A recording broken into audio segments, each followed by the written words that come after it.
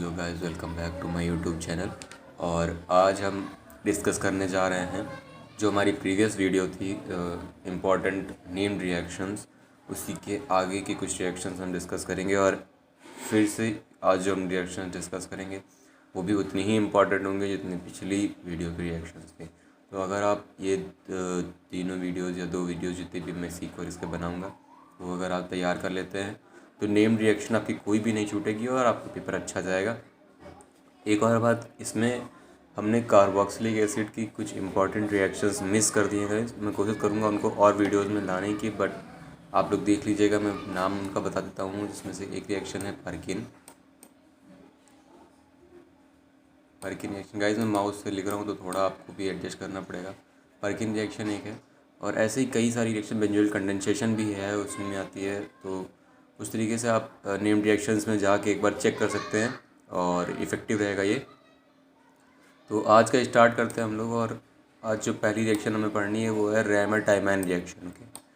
तो बहुत important reaction है, और ये दो रिएक्शंस जो हैं रैमर-टाइमैन और कोलबेज रिएक्शन, ये दोनों रिएक्शन इक्वली इम्पॉर्टेंट हैं और दोनों ही नेम्ड रिएक्शंस हैं और एक साथ ही पूछी जाती हैं और आना तय है, इनमें से कोई एक रिएक्शन आपको मिलेगी ही मिलेगी।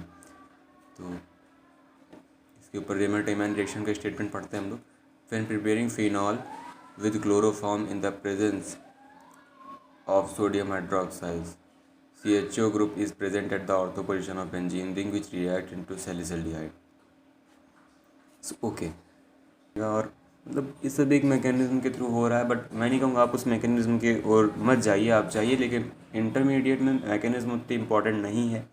आपको कॉन्सेप्ट क्लियर होना चाहिए कि क्या प्रोडक्ट बन रहा है, क्या रिएक्टेंट है। मैकेनिज्म मैं आपको बता सकता हूँ, लेकिन कोई फ़ायदा नहीं है उसका। आप इंटरमीडिएट बना के भी काम चला सकते हैं। एग्ज़ामिनर अगर आप ये स्टेप छोड़ भी देंगे तब भी एग्ज़ामिनर आपको इक्वल मार्क्स देगा, इसलिए don't need to worry.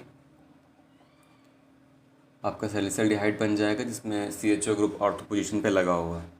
Next reaction हमारे पास आती है, तो ये रिएक्शन इंपॉर्टेंट है और आ सकती है रैमर-टाइमैन और कोलबे में से कोई एक तो आएगी कन्फर्म है, हर बार के पेपर में आती है। नेक्स्ट रिएक्शन आपके पास है कोलबेज रिएक्शन। सेम जैसे उसमें हमने CHCl3 लिया था तो CHCl2 लगा था, इसमें हम केवल NaOH ले रहे हैं तो सोडियम फेनॉक्साइड बनेगा। फिर पहले स्टेप में CO2 से रिएक्शन, नेक्स्ट स्टेप में पॉजिटिव से रिएक्शन और सैलिसिलिक एसिड आपका मिल जाएगा। तो ये भी इम्पॉर्टेंट रिएक्शन है।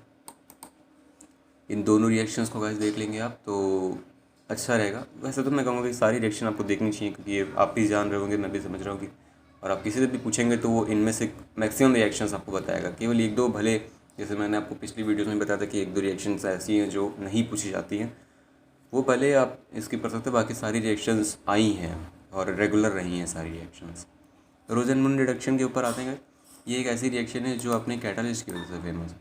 इसमें जो पैलेडियम हम लोग यूज़ करते हैं वो रिएक्शन पॉइजन के रूप में वर्क करता है, और जब acyl chloride is hydrogenated to aldehyde over a catalyst known as Rosenmund catalyst. इसमें जो H2 हम लेते हैं ये नेसेंट H2 है, और ये Cl बेंजोइल क्लोराइड लिया हुआ है। तो नेसेंट हाइड्रोजन PDBaSO4 की प्रेजेंस में आपको बेंजोल्डिहाइड देता है। रिएक्शन का कॉन्सेप्ट एकदम सिंपल है, आपको रिएक्शन याद करनी है, और ये रोज़नमुंड रिडक्शन है, ये इम्पॉर्टेंट है ये भी। स्टीफन रिएक्शन के ऊपर आते हैं, नेक्स्ट रिएक्शन इसी क्रम में। और ये चार रिएक्शंस हैं जो कंटिन्यूसली, ये चार रिएक्शन शायद एल्डिहाइड की प्रिपरेशन की ही है, और पूछा जाता है कि एल्डिहाइड की प्रिपरेशन की एल्डिहाइड की प्रिपरेशन की आप रिएक्शंस दीजिए। चार तरीके या दो तरीके बताइए जिससे आप एल्डिहाइड प्रिपेयर कर सकते हैं। तो पहला तरीका तो आपका यही हो गया, ये आपका सेकंड है, और ये आपका थर्ड प्रोसेस है, ये आपका फोर्थ प्रोसेस है।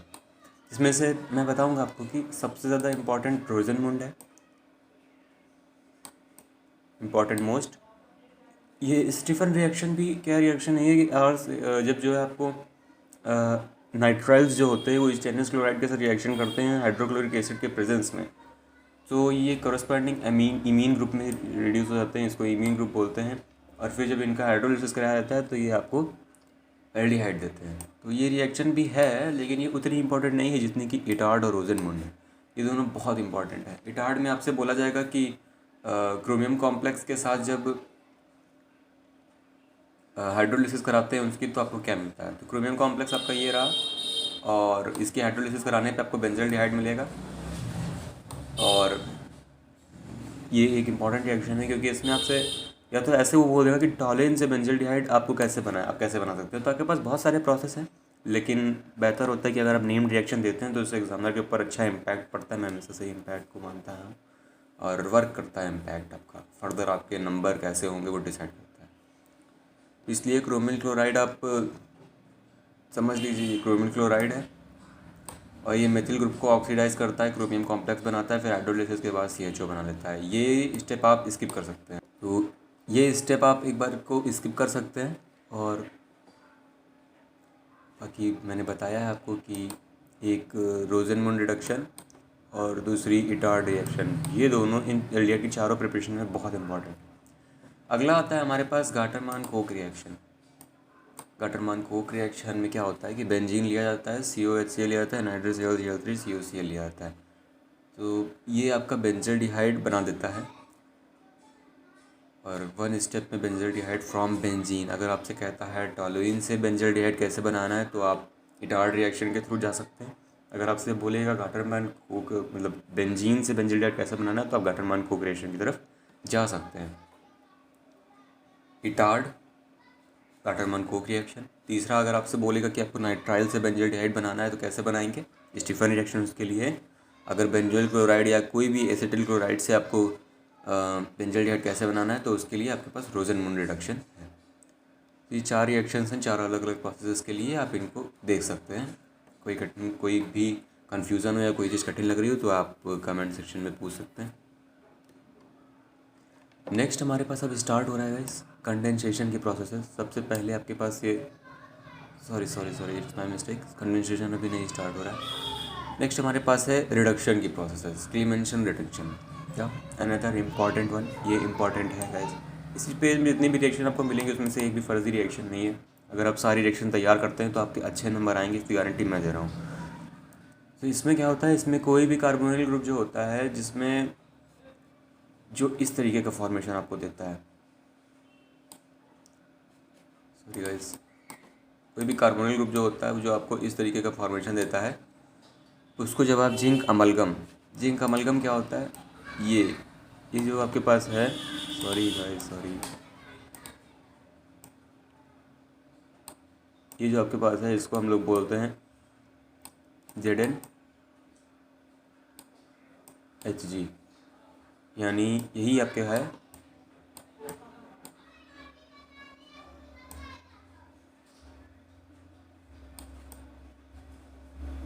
Zinc amalgam. इसी को हम लोग जिंक अमलगम बोलते हैं। कंसनट्रेटेड HCl की प्रेजेंस में ये आपका जो कार्बोनिल ग्रुप है वो CH2 ग्रुप में चेंज हो जाता है, और ये प्रोसेस आपकी कहलाती है क्लीमेंसन रिडक्शन। ऐसी और भी रिडक्शंस हैं, जैसे नेक्स्ट रिएक्शन हमारे पास वोल्फिकेशन, ये इंपॉर्टेंट है, जिसमें पूछा जाता है आपसे कि कार्बोनिल ग्रुप से डायरेक्ट आप एल्केन कैसे बनाएंगे। इस तरीके से अगर आपसे पूछा जाता है तो आपको गो थ्रू होना है क्लीमेंसन रिडक्शन फर्स्ट, या फिर आप जा सकते हैं वोल्फिकेशन रिडक्शन की ओर।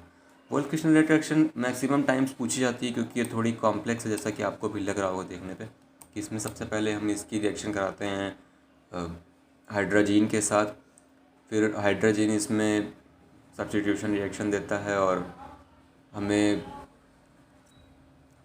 जो भी कार्बोनिल हाइड्रोजन, जो भी कार्बोनिल ग्रुप होगा ऑब्वियसली यहाँ पे वो मिलेगा। उसके बाद हम इसको KOH एथिलीन ग्लाइकॉल के उपस्थित मतलब उसकी प्रेजेंस में गर्म करते हैं तो हमें एल्केन मिलता है। ये रिएक्शन थोड़ी कॉम्प्लेक्स है, इसलिए ये रिएक्शन पूछी भी ज़्यादा जाती है, और इसमें ये सारे स्टेप आपको लिखने होते हैं। माइंड यू, ये सारे स्टेप इसमें आप इंटरमीडिएट मिस नहीं कर सकते हैं। सो वाकई में ये रिएक्शन भी इम्पॉर्टेंट है। ये रिएक्शन क्लीमेंसन से ज़्यादा इम्पॉर्टेंट है। वैसे तो क्लीमेंसन आप यूज़ कर सकते हैं रिएक्शन की आसानी के लिए, क्योंकि ये छोटे स्टेप में हो रही है। रिएक्शन अगर मल्टी टास्किंग रिएक्शन है तो उसमें हम क्लीमेंसन रिडक्शन का यूज़ करके रिएक्शन को छोटा कर सकते हैं। नेक्स्ट आपके पास आती है टॉलिन्स टेस्ट और फेलिंग टेस्ट। देखिए मैंने ग्रुपिंग कर रखी है सबकी।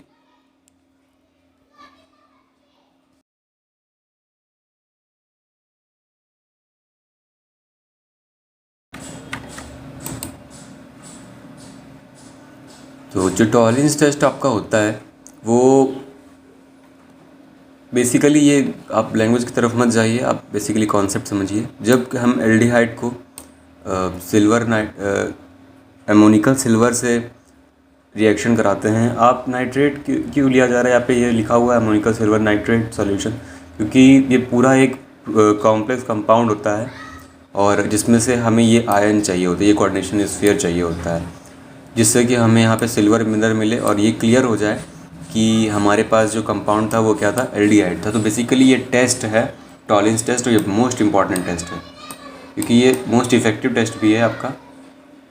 पूछा भी मैक्सिमम टॉलरेंस टेस्ट ही पूछा जाता है, फेलिंग टेस्ट भी सेम, कुछ कुछ सेम है फेलिंग टेस्ट भी, लेकिन ये उतना इंपॉर्टेंट नहीं जितना टॉलरेंस टेस्ट इंपॉर्टेंट है। फेलिंग टेस्ट में क्या होता है कि हम aqueous copper sulphate, Fehling solution A यानी एक्वस कॉपर सल्फेट मैं हाईलाइट कर देता हूँ, और ये दोनों ही देते हैं ये reaction, and Fehling solution B. दोनों में प्रोडक्ट थोड़े डिफरेंट होते हैं लेकिन बाकी कॉन्सेप्ट दोनों का सेम है। Are mixed in equal amount before the test, a reddish brown precipitate is obtained when an aldehyde is heated with Fehling's reagent. So aldehyde हमारा जब ये गर्म किया जाता है Fehling's reagent के साथ तो आपको ये Cu2O का रेड ब्राउन पीपीटी देता है। ये रिएक्शन भी इम्पॉर्टेंट है, और आपको एक बार फिर से बता दूं कि रिएक्शन की मैकेनिज्म पे आप समझने के लिए जा सकते हैं, लेकिन अगर आप स्टेटमेंट से ही रिएक्शन समझ पा रहे हैं तो मैकेनिज्म पे जाने की कोई ज़रूरत नहीं है। तो ये हो गई आपकी टॉलरेंस टेस्ट और ये हो गया आपका फेलिंग्स टेस्ट, जिसमें से टॉलरेंस टेस्ट इंपॉर्टेंट है बहुत ज़्यादा, फेलिंग टेस्ट भी इंपॉर्टेंट है, बट इसका आप कॉन्सेप्ट समझ लेंगे तो चल जाएगा, लेकिन रिएक्शन इसकी बहुत इंपॉर्टेंट है टॉलरेंस टेस्ट की।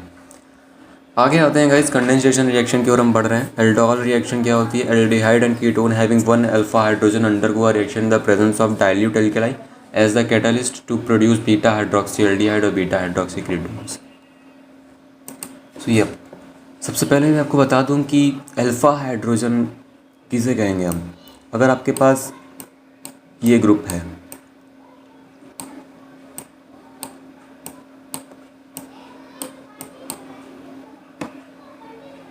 सॉरी गाइस कुछ मॉल फंक्शन हुआ है, मैं समझ नहीं पा रहा हूँ क्या हुआ है।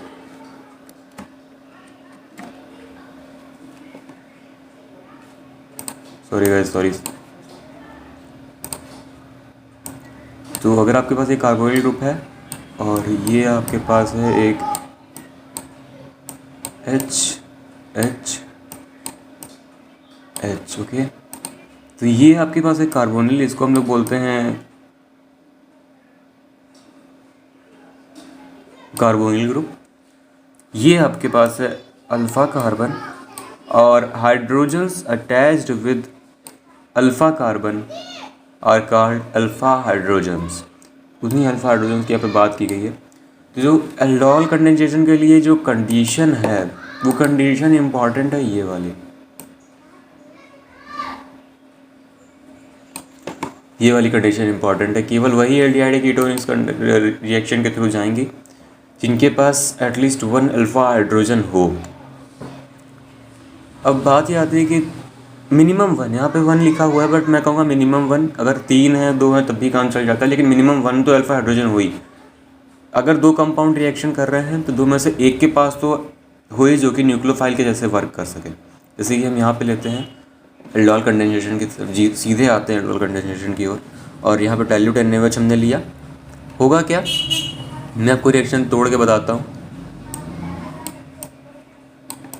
CH3CHO ओके, प्लस 2 मॉलिक्यूल लिए हमने CH3CHO के, तो प्लस CH3CHO, फाइन गाइज। अरे यार सॉरी गाइज,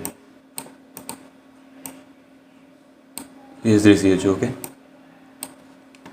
तो होता क्या है कि पहले का अल्फ़ा कार्बन यानी ये वाला कार्बन दूसरे के कार्बोनिल कार्बन से अटैच होता है, ठीक है। पहले का अल्फ़ा कार्बन दूसरे के कार्बोनिल कार्बन से अटैच होता है, और बेस बहुत ही ध्यान से देखिएगा, पहले का अल्फ़ा कार्बन दूसरे के कार्बोनिल कार्बन से अटैच होगा।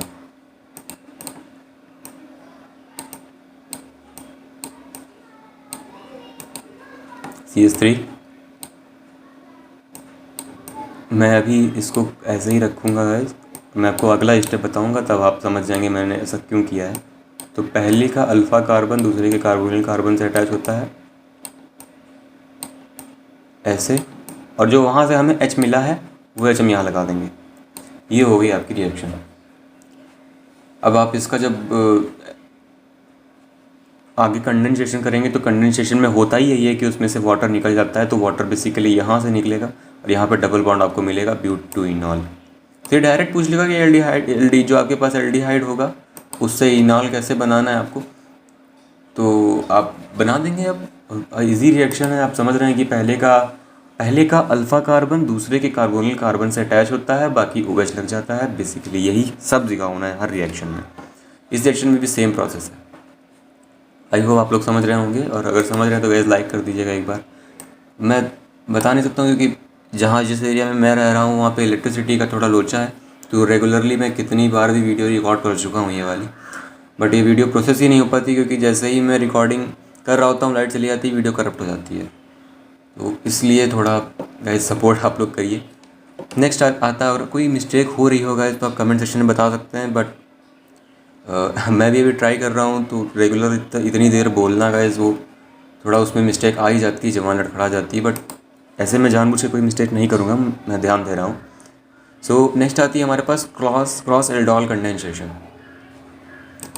क्रॉस एल्डोल कंडेंसेशन में क्या होता है कि आपका जो दो तरीके के एल्डिहाइड, या तो आप क्रॉस एल्डोल एक तरीके से, अब मैं आपको बताता हूँ कि जैसे क्या होता है कि कुछ कंपाउंड ऐसे होते हैं जिनके पास अल्फा हाइड्रोजन होते हैं, कुछ के पास नहीं होते हैं। जैसे CH3 CHO इसके पास हैं, और HCHO है जो HCHO फॉर्मेल्डिहाइड, इसके पास नहीं है अल्फा हाइड्रोजन। देख लीजिए आप, इसके पास अल्फा कार्बन ही नहीं है, अल्फा हाइड्रोजन क्या होगा। तो अगर ये दोनों रिएक्शन करते हैं तो क्रॉस एल्डोल होता है, इसमें से ये न्यूक्लियोफाइल जैसा वर्क करता है। अब जो हमारे पास क्रॉस एल्डोल रिएक्शन का जो एग्जांपल उन्होंने दिया है, इसमें इन्होंने लिया है इथेनॉल और प्रोपेनॉल को, ये दोनों आपस में रिएक्शन कर रहे हैं। तो एक बार क्या होगा कि एक बार ये खुद से रिएक्शन करेगा, मतलब जैसे ये वाली रिएक्शन देगा, समझिएगा प्रोसेस समझिएगा, 4 प्रोडक्ट बन सकते हैं इसमें। एक बार ये खुद से रिएक्शन करा इसने तो ये ब्यूटेनॉल देगा।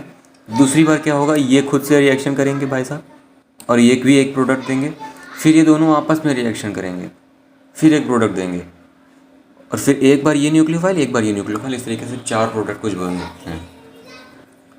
तो देख सकते हैं आप अपने हिसाब से, और प्रोडक्ट आप समझ सकते हैं कि क्रॉस एल्डोल कंडेंसेशन कैसे कैरी कर सकती है। 4 प्रोडक्ट आपको मिलेंगे और नो डाउट 4 प्रोडक्ट मिल जाएंगे, मैं बना सकता हूँ, क्योंकि अल्फ़ा हाइड्रोजन इसके पास भी है और अल्फ़ा हाइड्रोजन इसके पास भी है, ये वाला।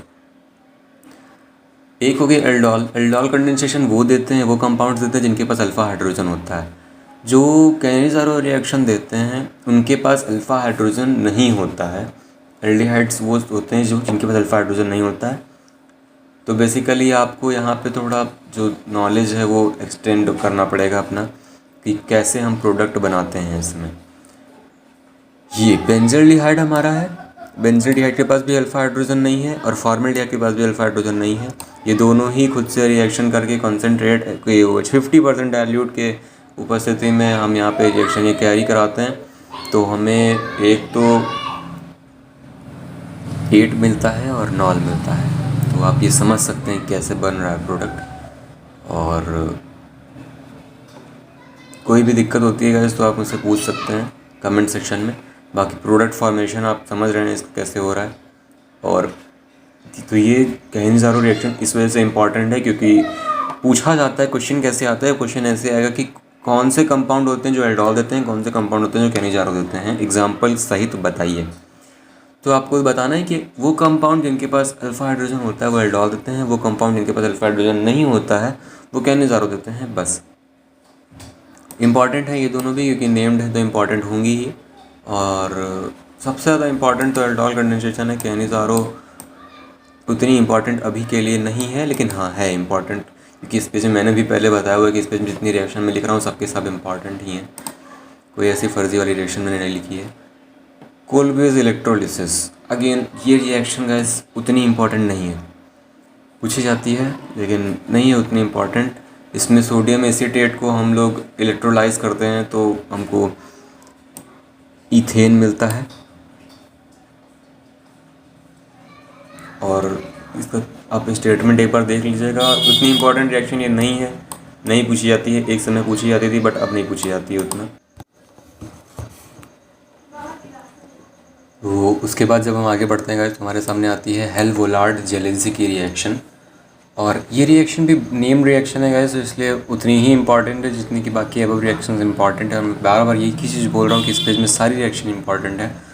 तो इस रिएक्शन में बेसिकली होता क्या है, आप इसकी थ्योरी पे ध्यान ना दीजिए, आप सीधा सीधे ध्यान दीजिए कि जो हमारा कार्बोक्सिलिक एसिड हमने यहाँ पे लिया हुआ है, इसके पास पहली चीज़ तो अल्फ़ा कार्बन होना नेसेसरी है, मतलब HCOOH रिएक्शन नहीं देगा। अल्फ़ा कार्बन है और अल्फ़ा कार्बन पे जो हेलोजन ग्रुप है वो सब्सटीट्यूट कर रहा है, यही होता है HVZ रिएक्शन में। अल्फ़ा हाइड्रोजन को सब्सटीट्यूट करता है एक हेलोजन, तो और बना लेता है अल्फ़ा हेलो कार्बोक्सिलिक एसिड। तो सीधे ये रिएक्शन आती है कि एक्सक्लूडेड फास्फोरस की प्रेजेंस में ये रिएक्शन होती है, और इसी को हेल वोलार्ड जेलेंसी की HVZ रिएक्शन बोलते हैं। मेनली ये रिएक्शन HVZ के नाम से पूछी जाती है, तो ये नाम याद रखिएगा, इसका इम्पॉर्टेंट है, तो इसलिए आप पढ़ लीजिएगा एक बार इसको भी। नेक्स्ट रिएक्शन हमारे सामने आती है Gabriel phthalimide synthesis. So again guys, ये रिएक्शन भी बेहद इम्पॉर्टेंट है, और हर बार जब आप एमीन चैप्टर पढ़ेंगे तो ये रिएक्शन आपको ज़रूर पढ़ाई जाएगी। रिएक्शन एनसीईआरटी से पिक की गई है। इसमें होता क्या है कि आपका जो थैलियमाइड है, इसकी रिएक्शन हम लोग सबसे पहले KOH के साथ कराते हैं, तो ये अमोनिकल साल्ट बना लेता है, सॉरी पोटेशियम साल्ट बना लेता है ये।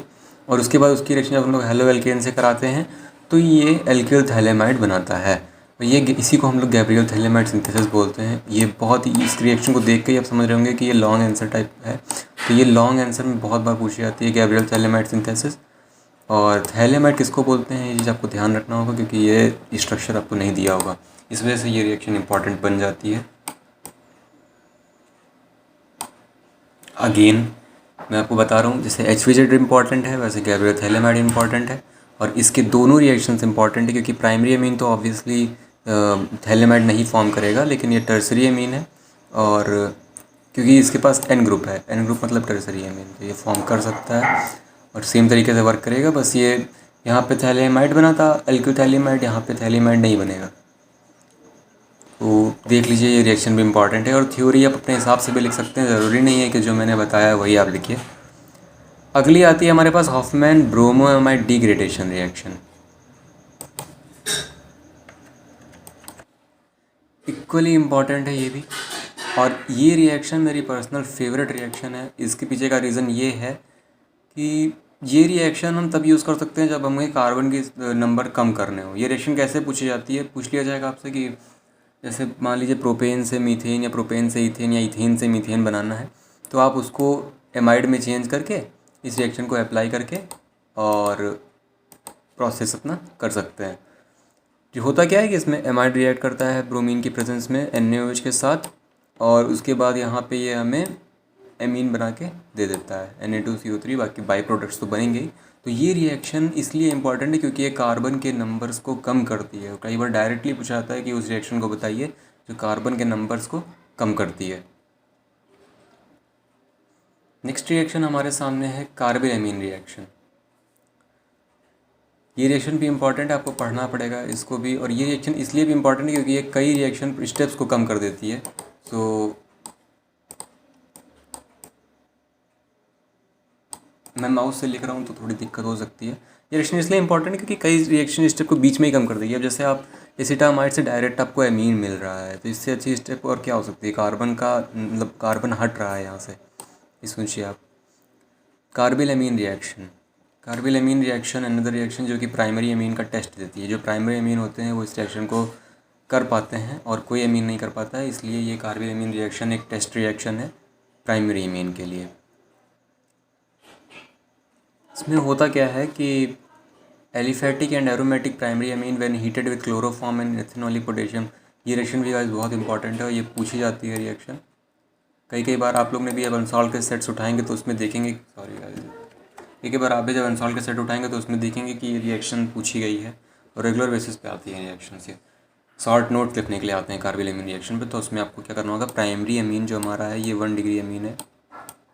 ये 1 डिग्री अमीन जब क्लोरोफॉर्म के साथ 3 KOH के साथ जब रिएक्ट करता है, गर्म किया जाता है इसको, तो ये आइसोसाइनाइड देता है, आइसोसाइनाइड है हमारा, ये आइसोसाइनाइड देगा और बाकी बाई प्रोडक्ट्स देगा। तो ये केवल प्राइमरी एमीन ही ये रिएक्शन देते हैं। तो ये एक टेस्ट रिएक्शन है ये। नेक्स्ट गाइस, ये भी एक टेस्ट है, हिंसबर्ग टेस्ट। हिंसबर्ग रिएजेंट क्या होता है मैं आपको बताता हूँ। बेंजीन सल्फोनिल क्लोराइड, इसी को हम लोग बोलते हैं हिंसबर्ग रिएजेंट। और कई बार ये पूछा जाता है कि क्या होता है जब एमीन्स रिएक्ट करते हैं हिंसबर्ग रिएजेंट के साथ, डायरेक्ट पूछा जाता है। तो उसमें आपको ये रिएजेंट नहीं दिया होगा, ये जो रिएजेंट आपके पास है C6H5SO2Cl, ये रिएजेंट आपको नहीं दिया होगा। तो उसलिए आपको करना क्या है, सबसे पहले प्राइमरी एमीन का टेस्ट करेंगे। प्राइमरी एमीन के साथ जब ये हिंसबर्ग रिएजेंट रिएक्शन करता है अपनी, तो ये एथिल बेंजीन सल्फोनामाइड बना लेता है, जो कि एल्कली में सॉल्युबल है। ये आपको खाली एक रिएक्शन का प्रोसेस आपको समझना पड़ेगा, ये कैसे हुआ है। यहाँ से आपको बताता हूँ, दूसरे पेन से बताता हूँ। ये देखिए,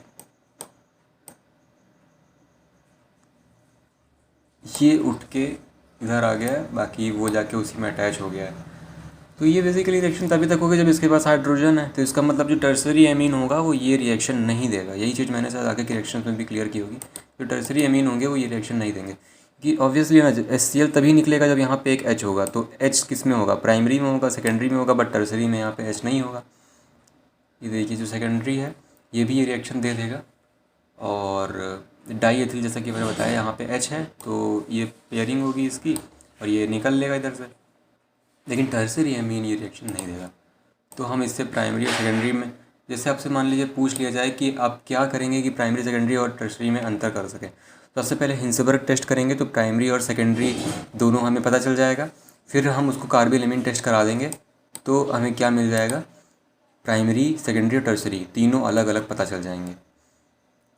नेक्स्ट हमारे पास आती है कपलिंग रिएक्शन, और ये हमारी लास्ट रिएक्शन है इस सीरीज़ में। मैंने जितनी भी रिएक्शंस बताई हैं सब मोस्ट इंपॉर्टेंट रिएक्शन है गाइस। तो ये जो कपलिंग रिएक्शन है, ये रिएक्शन में क्या होता है कि हमारे पास डाइजोनियम क्लोराइड होता है। ये हमारे पास जो है ये डाइजोनियम क्लोराइड है, ये हमारे पास फिनॉल है, आप लोग भी जानते होंगे। और जब ये दोनों आपस में रिएक्ट करते हैं तो ये हाइड्रोक्सी एजोबेंजीन बनाते हैं, इसको हम लोग कहते हैं orange dye. Benzene diazonium chloride gets reacted with phenol, in which the phenol molecule at its para position is mixed with diazonium salt to give p-hydroxybenzene, azobenzene. आप लोग भी समझ रहे होंगे कैसे ये रिएक्शन कैरी हुई है। सेम चीज़ जो अब एबव रिएक्शन में हुई थी वही चीज़ इस रिएक्शन में भी हुई है। तो कुछ ज़्यादा क्लियर करना नहीं है, बस इम्पॉर्टेंट रिएक्शन है, तो आप लोग इसको ज़रूर देख लीजिएगा, कपलिंग रिएक्शन। सॉरी यार,